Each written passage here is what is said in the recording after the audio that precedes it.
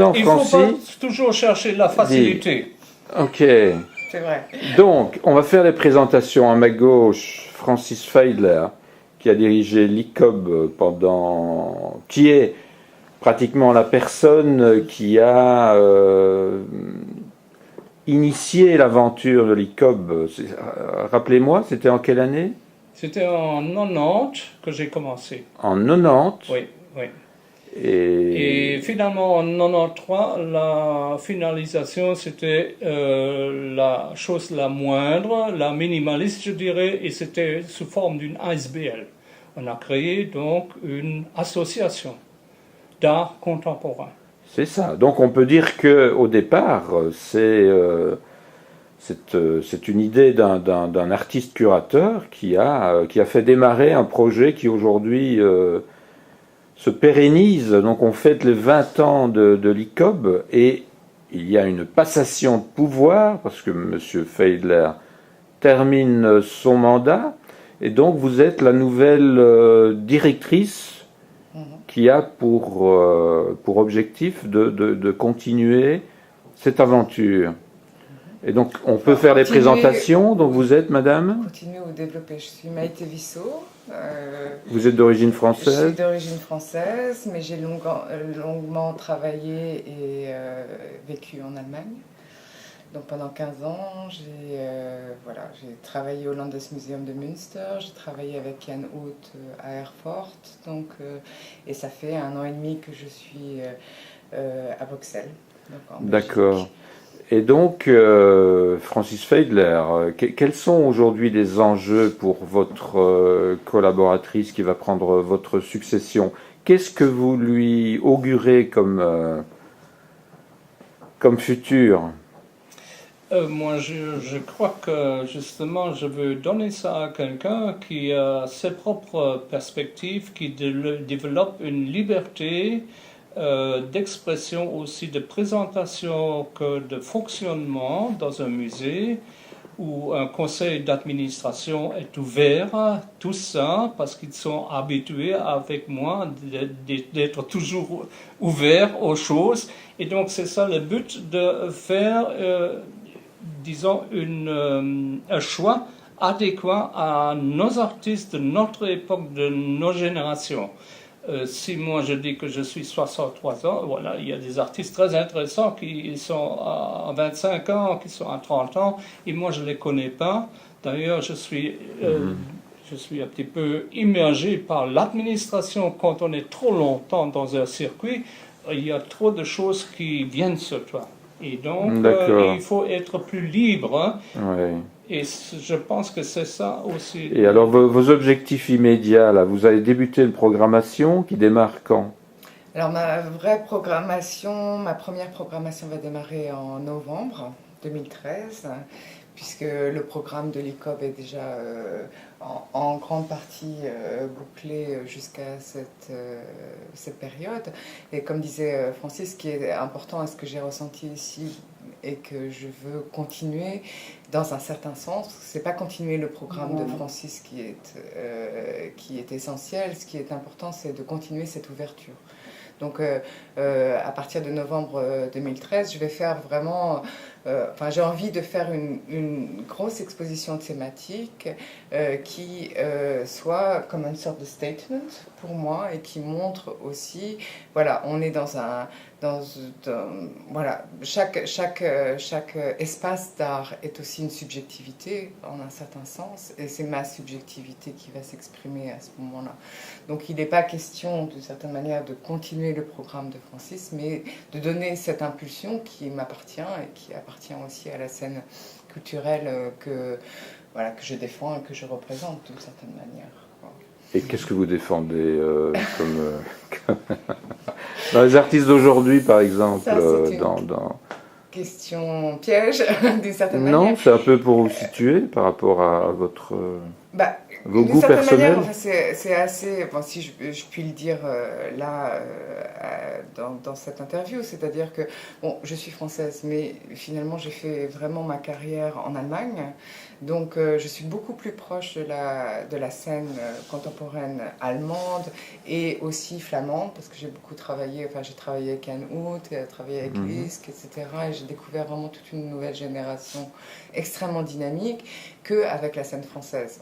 Évidemment, je connais un certain nombre de jeunes artistes émergents. Moi, ce qui m'intéresse, c'est vraiment de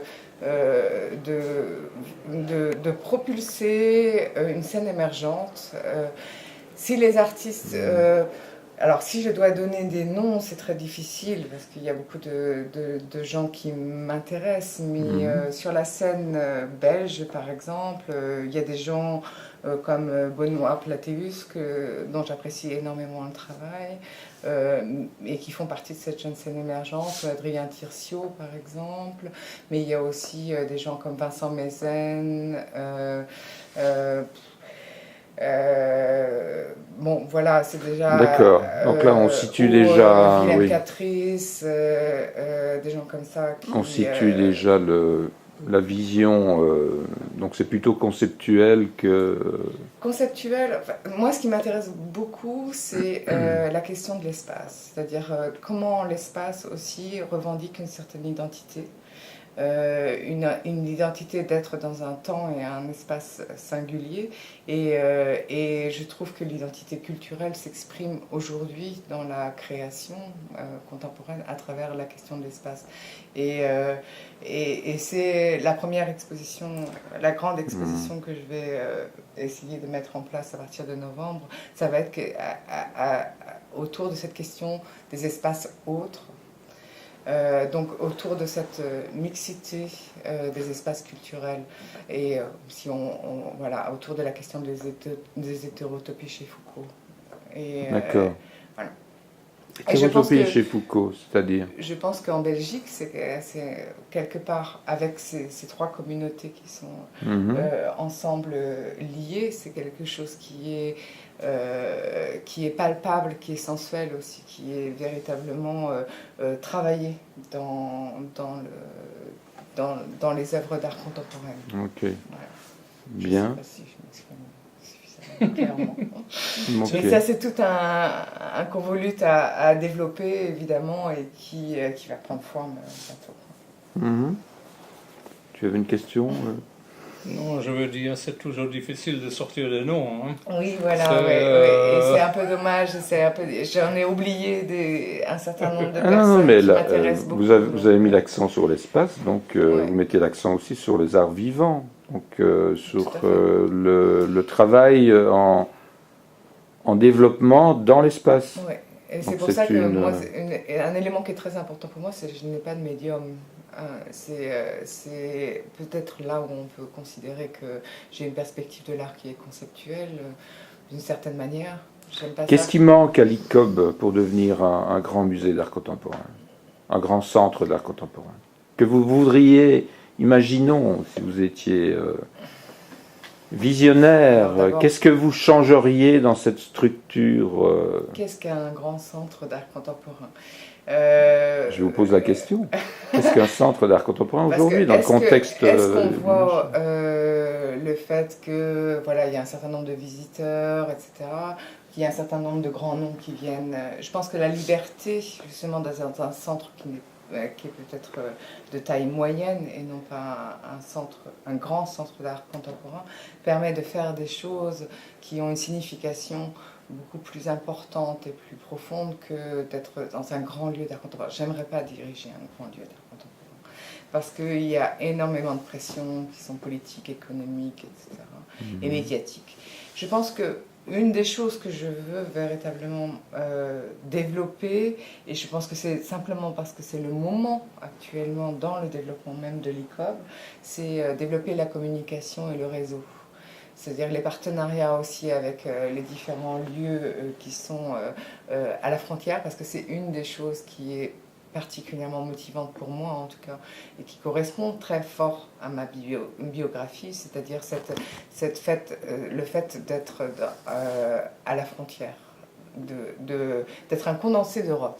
Voilà. Développer ce que finalement M. Feil Bien a sûr, a entrepris mis en comme place, et je démarche. respecte énormément, je trouve ça extraordinaire qu'en 20 ans il ait réussi à développer ce lieu au point où ça en est. Et donc continuer justement cette communication, ce partenariat, ces développements avec les voisins, quoi, avec l'Allemagne, avec la Hollande, avec le Luxembourg, avec la France et avec la Belgique évidemment, et avec la multiplicité qu'est la Belgique aussi, quoi. Et je crois que ça correspond vraiment. Et si je crois que c'est là où l'ICOB a un rôle à jouer. Elle a une position extraordinaire par rapport. Carrefour. Oui. C'est un carrefour. Et je pense que ça, c'est quelque chose aussi à faire comprendre à la Wallonie, à la Flandre, que l'ICOB peut être ce carrefour et que l'ICOB peut être aussi pour eux un moment où ils vont dépasser leur propre comment dire, identité culturelle. D'accord, merci.